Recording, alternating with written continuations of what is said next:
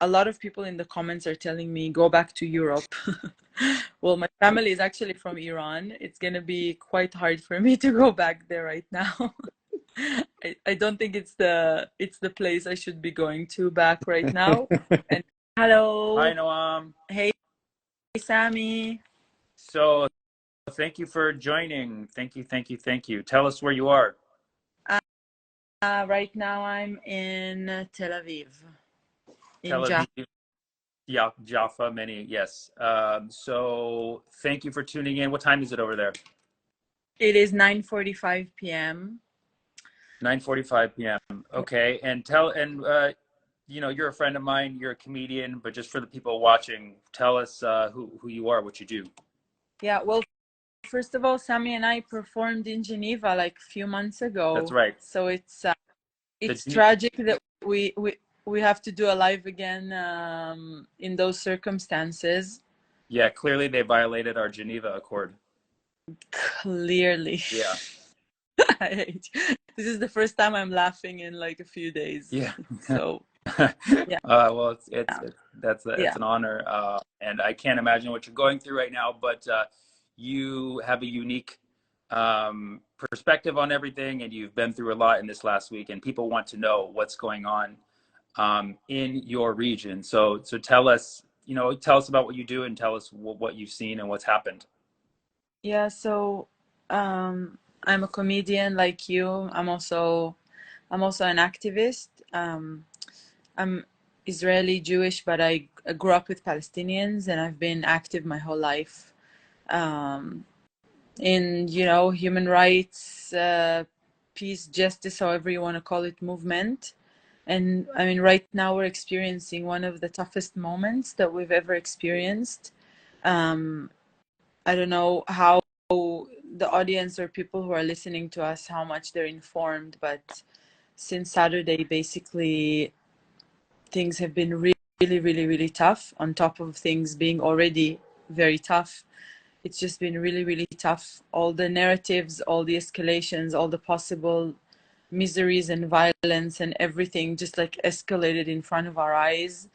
And in terms of like the details, and it's for people who have been following the situation here for a long time, this thing, the escalation on Saturday, like the whole world's attention is on us right now, but some people are living it here daily. Like Palestinians in Gaza are living an unimaginable, inhumane reality where they are trapped.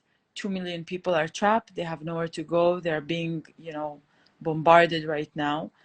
And this is the reality that is never like a quiet time. But the reason why the whole world is speaking about us right now is because that on Saturday morning, Hamas fighters were able to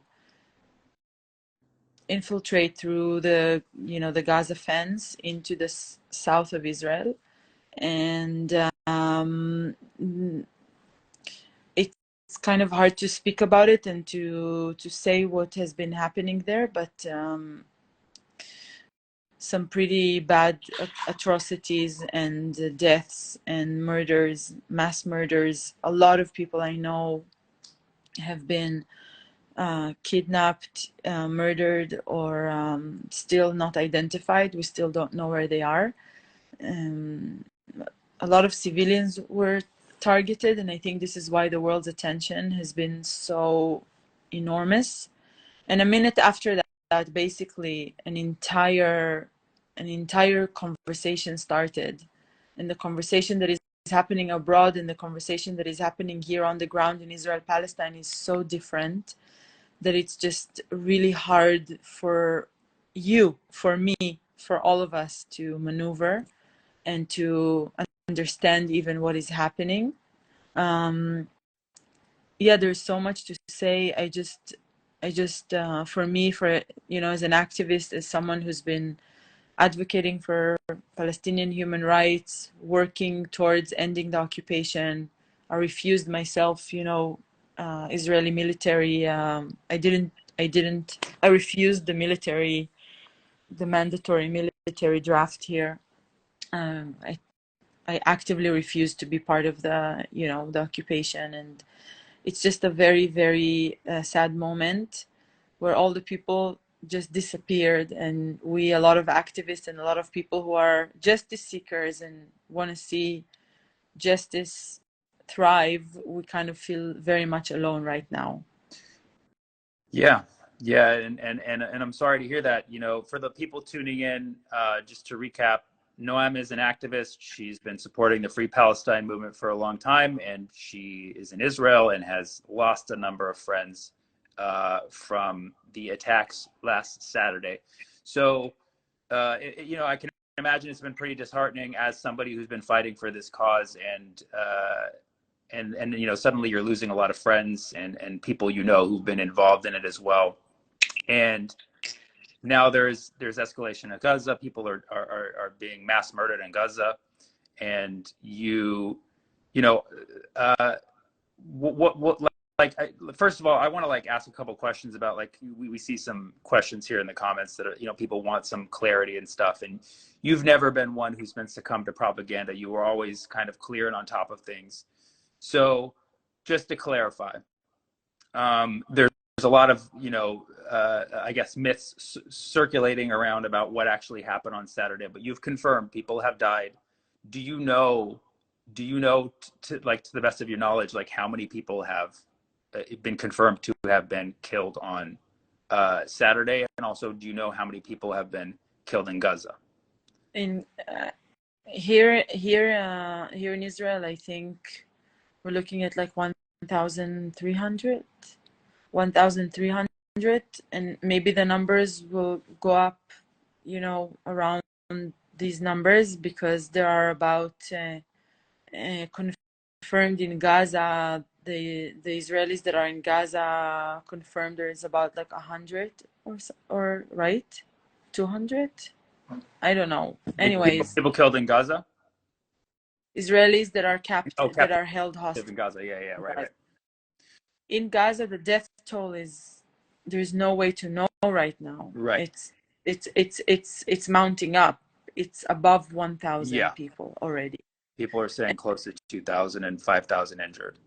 It's Um, it's it's just, it's horrific. It's just unspeakable. It will lead us to more disaster. It's just insane. I think that on a human level, like if we look at things, chronologically from Saturday, the thing that has been kind of hard for me is I'm someone who has been speaking my whole life, against the occupation, and I've always been speaking about Palestinian suffering and looking at the way that Israel is treating Palestinians. And Palestinians have never asked me for like receipts for where my knowledge is. People trust me. And suddenly, when I was kind of speaking about what was happening on Saturday, what was disheartening for me is that people were kind of like not really believing that suddenly there are so many Jewish victims, and we're coming with all kinds of justifications and with all kinds of really, really tough things to hear. And so, yeah, I think that people jumped into this notion of, can you give us a context to why it is happening? And, as someone who's mourning people I know and people that we know that are kidnapped and killed, it's, it's so disheartening to be faced with this. It's like, tell us, give us a proof. What do you mean, give us a proof? My friend is, one of my comedy writers is looking for his wife and his daughter. Like, he doesn't know if they're alive or hostage in Gaza. And it was just a really, really hard moment for a lot of us, for a lot of activists. Um, yeah. and now, and so yeah, you've definitely confirmed, you've witnessed, people who've disappeared, of people who've been killed. Now, I think the importance of everybody understanding the severity of what's going on is people need to have the best sources of accurate information they can. At the same time, there's been a lot of circulating um, claims about what Hamas did. Now, and people have already brought it up in the comments, and I know it's ridiculous that this is even like a talking point, but the fact that it's being thrown around so casually and used to stir up hatred for Palestinians is the 40 beheaded babies. What do you know about this? And I know it's an emotional question. I know Yeah. you know a lot about. No, Yeah. to be honest, I don't like. There is rightfully there is like an obsession about this Yeah. misinformation. There's like 40 beheaded. For us, we're burying the kids here. We don't care, like beheaded, not be like they were murdered. Like, so this kind of, I didn't even, I you know I didn't even, we're busy burying the kids and the victims. We're busy realizing that in entire villages and entire families are wiped. And so just as we don't want people to disregard Palestinian pain right now with so many families that are being wiped and suffering, I don't understand why people go out of their way to prove that it's not, that it didn't happen, where clearly, I mean, we're telling you, Haaretz journalists that you read and you share, and people that we know, like, we're telling you that it happened. So I don't want to be in a position, just like Palestinians shouldn't Yeah. be in a position where I need to give you receipts for what happened. I mean, the Right. behead thing just went out of control. I don't know. Yeah.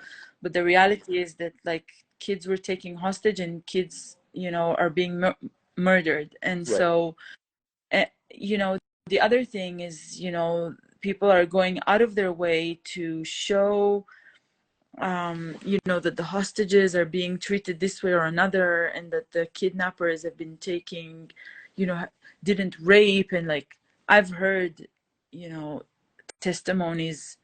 I've heard a testimony from a survivor who saw that in the party, in the music rave, there were rapes, there were sexual assaults, and then killing of the women. This is a very, very sensitive topic, obviously, and I know people don't want to believe it, but men do horrible things in battlefields, like fight men, like, who are fighters. Like, I never deny, what my side is doing, and I think it's a very, very, it's a very, very, very important moment for people to look at the truth of these incidents. Don't We shouldn't be denying people's pain. I have worked, I've fought my own people. I've fought, the amount of time Israelis are trying to convince me that the Israeli army is doing things morally. I know that these are lies. It's propaganda. So I don't understand people going out of their way to prove the morality of these horrific acts. I just, as a piece, like a human rights activist, I just don't get it. And Yeah. yeah. And so you yourself know people who are missing right now, and know people who are missing right now.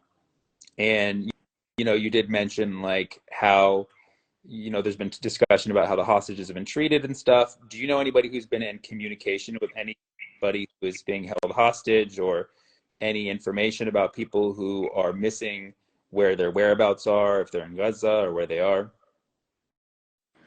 Yeah, there's a lot of information circulating, and I think because now Israel is bombarding the Gaza Strip, the families here are going out of their way to try and find a way to bring them back, or to have some kind of negotiations, so that at least they can bring them back alive. But given the heavy bombardment and really mass destruction and mass murder of Gazans right now, I don't see how Israel is doing anything strategic to bring them back, because it's just bombardment everywhere.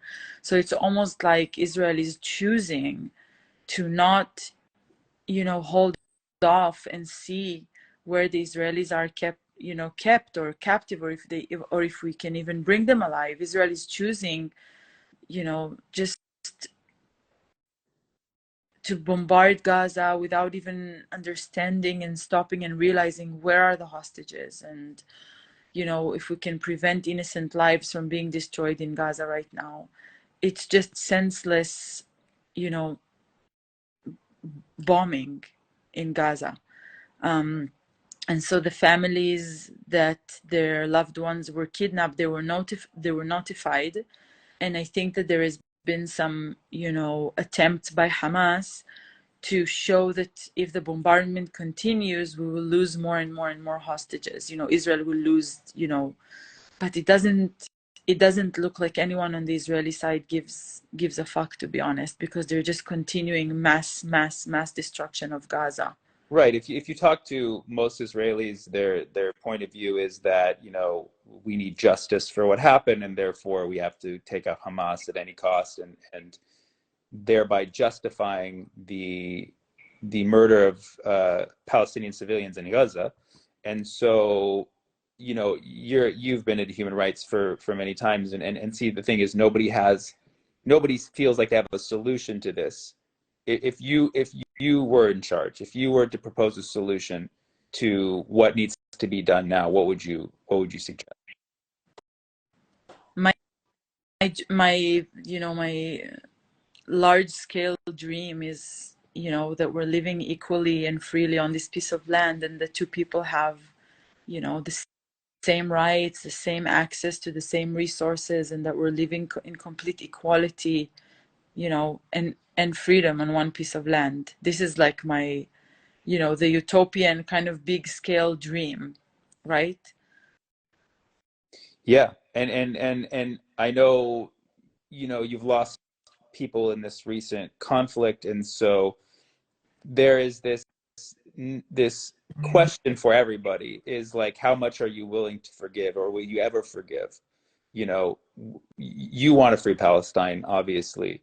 Like, how do you see everybody going forward from this? Do you think people are capable of forgiving each other, or what's the way to that?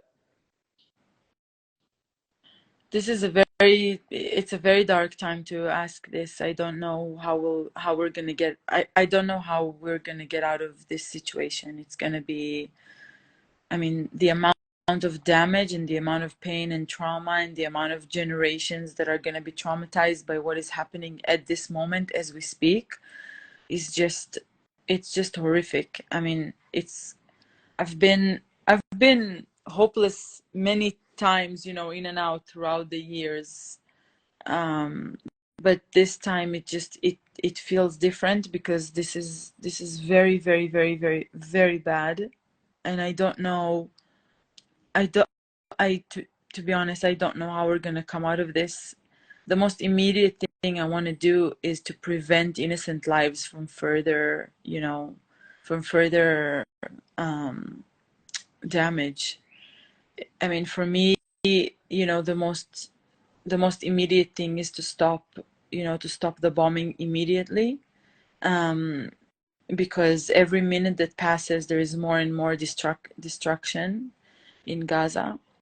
And unfortunately, because of the horrendous acts that have been happening here, people are so mad, they're so upset, they're so full of anger, they're so full of hate, that is just, you know, I don't know. I mean, if people are listening, a lot of people in the comments are telling me go back to Europe.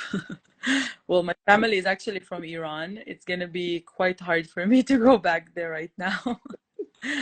I don't think it's the place I should be going to back right now. And but no one is going anywhere. I mean, we're here, and it doesn't matter how heartbroken I am. It's not like a privilege to stay human. It's my duty to stay human, and to make sure that, I don't know. I got a lot of messages from Palestinians telling me, please don't lose hope. We need you. Like, we don't lose you, and it's like my message is, I'm never going to change what I believe in, right? I mean, I think we are being tested when it's tough. That's when your values are really tested, right? When it's very, very, very tough. And for me, I'm just, the only thing that keeps me kind of going is to know that no matter what happened, I'm gonna stay. I'm gonna do whatever it takes to, to continue being a voice to people who still want to believe, and to people who still want to hope, because I just can't bear the thought that everyone around me is losing hope. It's very, very lonely. a lot of people, a lot of friends who've been protesting the Israeli government, and they're still very much against the government right now, but we are very united right now because of this attack by Hamas. And so it's very, very hard to speak about being pro-Palestinian or speaking about Palestinian human rights because people are so involved in their own grief that they just don't want to hear about it right now. Now, if I know it's, we're all, people are upset with a lot of different people right now. And, it's easy to blame a lot of different people for everything that's going on right now. Do you have an entity to which you point the most of the blame, or who you feel betrayed most by? I mean, the amount of anger here and the amount of blame that is going towards the Israeli government is enormous. We're seeing ministers from Netanyahu's government trying to go to hospitals to comfort the wounded from this attack, and they are being shouted at and they are being kicked out every time they try to engage right now with citizens. The country is run by citizens right now. People are donating and people are helping each other and people are helping people with like the funerals and everything. And we're seeing so much anger and blame on the government. It is crazy. You have to understand that there is like a large camp here, like a liberal camp that have been protesting this government for months, for almost a year. And we've been warning everyone that this government is going to bring a disaster on us. And I was part of these demonstrations. So we, the people who have been protesting, we feel like we've warned everyone that this government is going to bring a disaster upon all of us. And so the same people have been protesting and the same people that knew that this government is gonna, this neo-fascist, like really horrible, horrible extreme right-wing government is gonna bring a disaster on us. We feel like we've been warning everyone for a long time. And now we're also in the field, like having these conversations, trying to post, trying to be, have some sense, have some logic. And we feel like we are trying to repair what this government has just destroyed. There's a lot of blame on the government here in the street. And yeah, and I know you've been very vocal about them, for quite some time. Um, and How, um, how do you feel like, what is the sentiment like in the diaspora? Like also you as a Palestinian American, how do you like? my, I'm first of all, I'm in America. I'm surrounded by Americans. Americans are largely quite ignorant to everything that happens in the region. And as someone who's been explaining it to people via humor, which is my job as a stand-up for 16 plus years, I speak in dum dum. And so this whole situation's been very stressful for me because I have a very strong emotional connection to Palestine. I have family not in Gaza, but in the West Bank, and I have family in Lebanon, and they're all terrified right now and watching what's unfolding. And I can't speak for Palestinians because I'm not there. I can't speak for people in Gaza because I'm not there, but I see the atrocities. Me and my family have been speaking up about it for many, many years, and to see this, it feels like a setback. I personally am not one to cheer on violence and escalation. I want this to stop.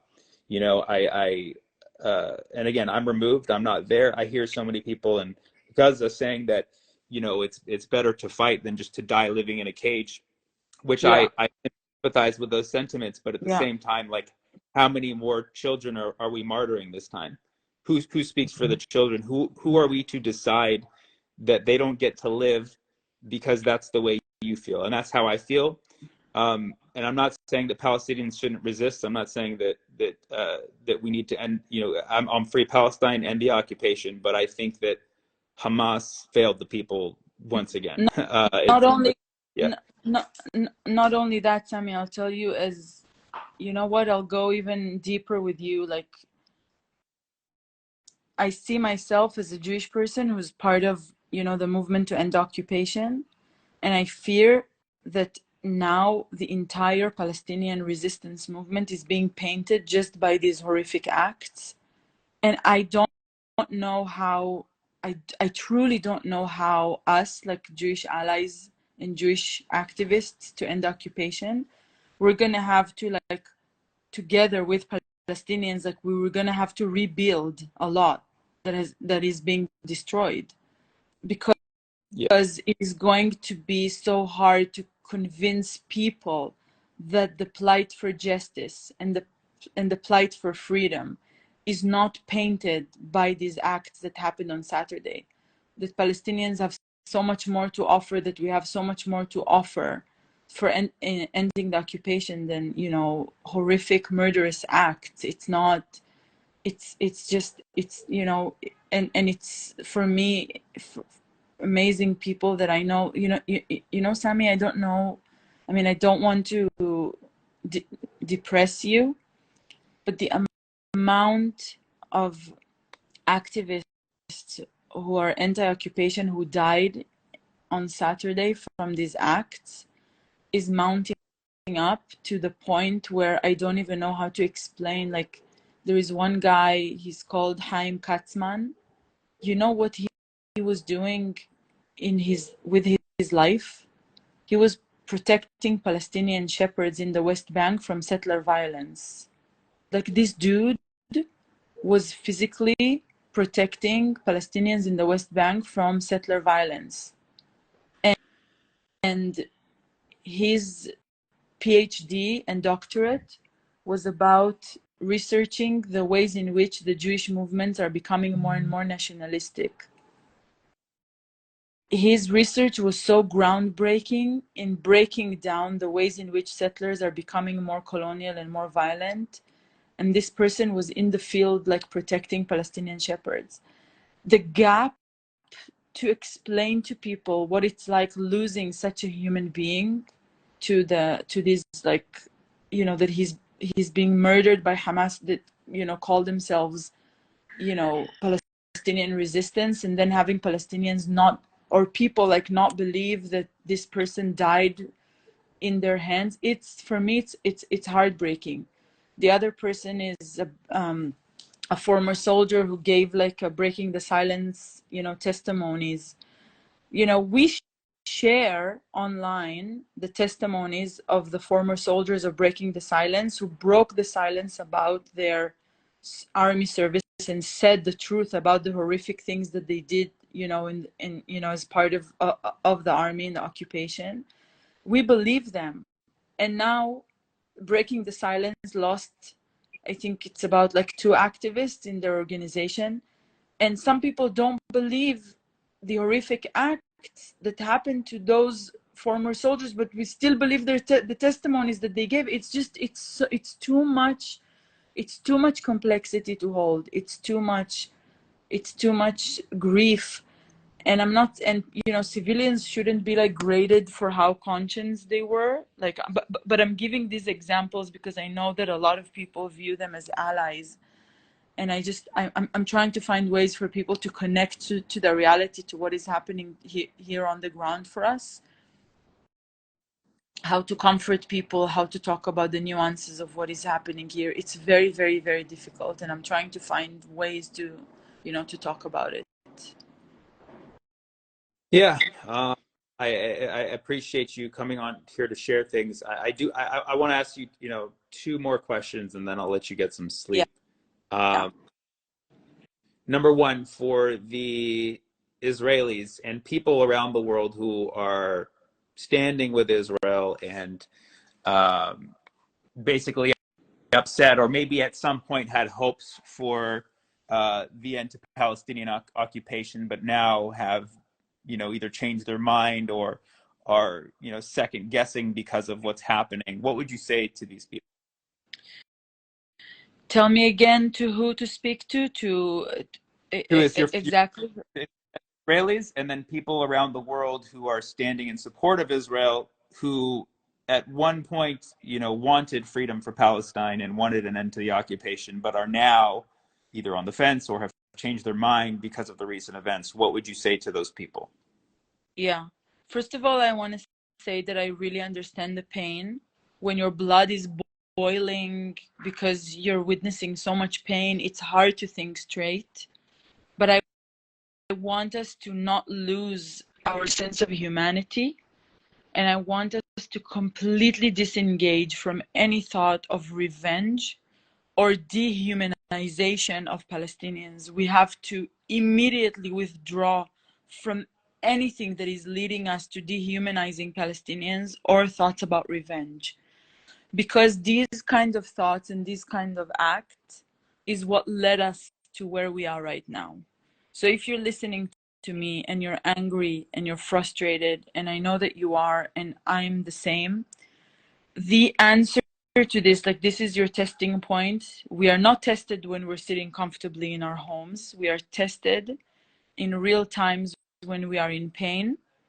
It's those times where we have to dig deep into our hearts and deep into our souls and wholeheartedly refuse to hate people, to identify with these feelings of revenge, to say, come on, you know, my side will win and we will prevail and fuck them and let them burn in hell. No, because these kind of thoughts is what led to atrocities in the past. This is what's leading us to more atrocities right now. No, we have to go back into our center and moral compass and remember that only humanity and only justice and only equality and only rebuilding, that's the only way to build a future. Because even if we destroy so much in Gaza, what, so we'll have what, 2 years of Israelis will have 2 years of quiet, and then what? In 2 years, like, people want to live, people want to thrive, people want to get out of their prison, people want to have a future,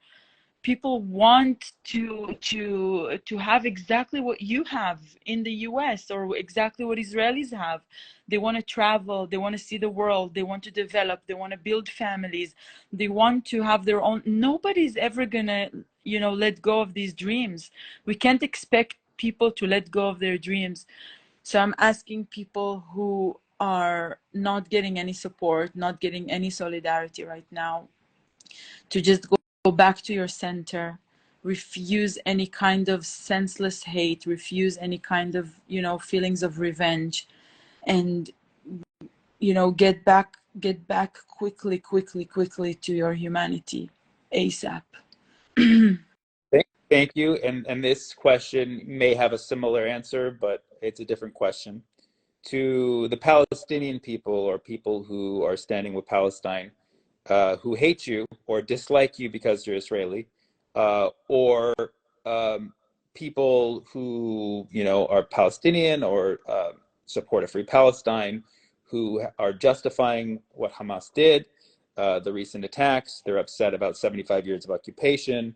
They're upset about the constant bombing of Gaza, and they're seeing that, and they're angry about that, and the anger is directed towards you and all of Israel. What do you say to those people?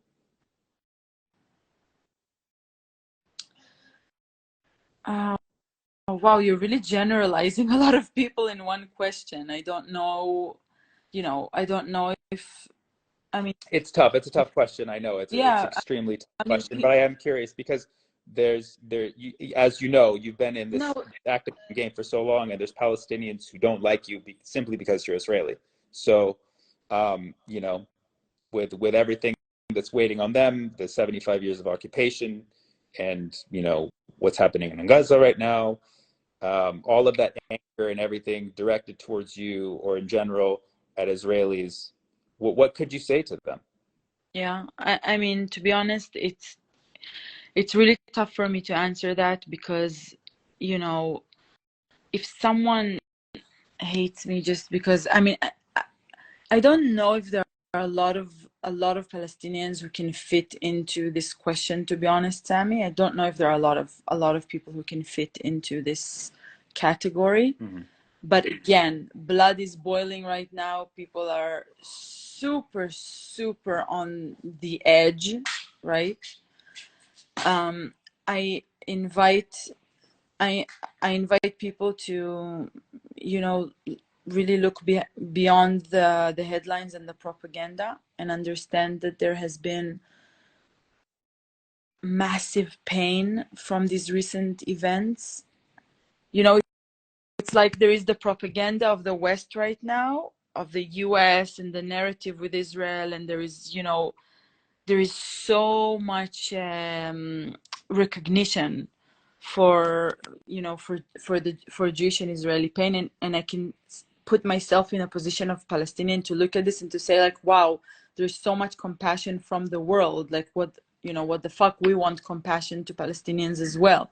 But I say to Palestinians who are watching this and they're angry, I want to say that beyond the like big headlines that you're seeing and the propaganda, there are like real people who've endured a huge amount of suffering and pain and violence in those recent attacks that cannot be denied. And I think the fact that we're trying to deny it only fuels it will only fuel more violent kind of like pro-Israeli sentiment, not recognizing what happened and the horrific attacks that happened by Hamas will only fuel more and more and more kind of like violent pro-Israeli, very, very militant Zionist reaction. And so I think, no, look at the humanitarian side of this situation. It doesn't take away from fighting, you know, the occupation. If you realize that there has been like inhuman acts done by Hamas in these incidents, I'm telling you as an Israeli Jew that has, you know, I have been, you know, a loud, very vocal speaker for, you know, pro-Palestinian human rights. And, you know, there's nothing ever that will also take me away from that, from being this advocate. And on top of that, I'm telling you that you know, we can't deny what has happened, the enormous pain. I mean, I know so many people who are affected by this. The pain is real, and denying it will only fuel like militant kind of Zionist right-wing pro-Israeli actions. And I think that it will only lead to more violence and more hatred. And also, you know, it's an invitation to think about, you know, I don't know, maybe it's too early to talk about these things, but I really hope that we can have like a bigger conversation about what resistance looks like, about how we envision, you know, the future of ending the occupation. I hope it doesn't involve kidnapping women and children. I don't think it will accomplish the goal. It will only lead to more aggression. Yeah, it's the time to be human. So much suffering, so much pain. I can't even. Well, thank you, Noam. I know that last question specifically I gave you was a tough one, and you know, as much as we all, you know, everybody has their opinions on this and stands for some kind of action.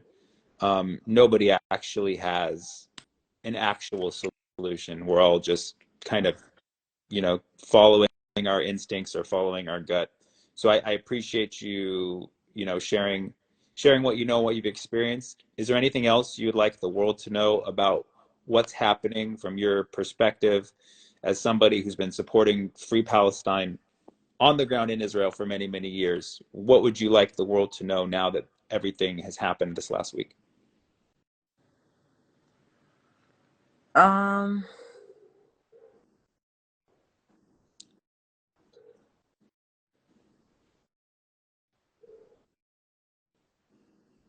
I don't know.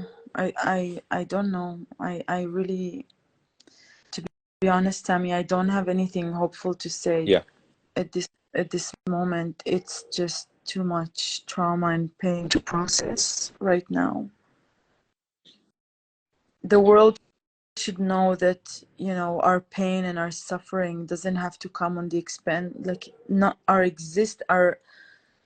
you know, there's such like a, people have such narrow paradigms for the conversation. I I'm trying agree. to I'm trying to hold so much complexity in one person. It's very heavy on me. And I think that people watching this, I think if you can contribute to a discourse that can uphold multiple sufferings and multiple narratives at one time, I think this is the best thing that you can do to us. You can recognize that there are people in Israel who are fighting this government. you can recognize that there are people in Israel who are enduring immense pain and suffering and lost loved ones, still looking for their loved ones. And at the same breath, you can recognize that what Israel is doing right now to Gaza, to 2 million people without electricity, without water, that have nowhere to go, have nowhere to escape. Basically, buildings are now like everything, neighborhoods, mass destruction, so much pain. You can hold all of this pain together, and it doesn't have to come on the expense of the other, and we have to find a way to stop it. I appreciate that message. No, I really do. I know you're going through a lot right now, and um, I pressed some feelings out of you, and I like what you said at the end, that our suffering doesn't need to be to the suffering of others. Yeah. I vouch for that, and I don't care if anybody disagrees. I totally vouch for that. It's a difficult situation. Thank you everybody for tuning in. And if anything you liked about this or didn't like, message me, please. I'll take it up. What you would like to see next. This is the first live I'm doing about the situation right now. I intend to go live with people in Gaza, and people in the West Bank, and people in Lebanon, and anywhere where people know something. So thank you for tuning in, and no, again, I really appreciate you being here. I know it's a stressful time for everyone and everyone around you. So I thank you for taking the time out of your evening to do this for folks. Thank you, Sami. All right. Safe. Yes, be safe. We'll talk soon. Inshallah. Inshallah. All right. Bye. Bye. Good night.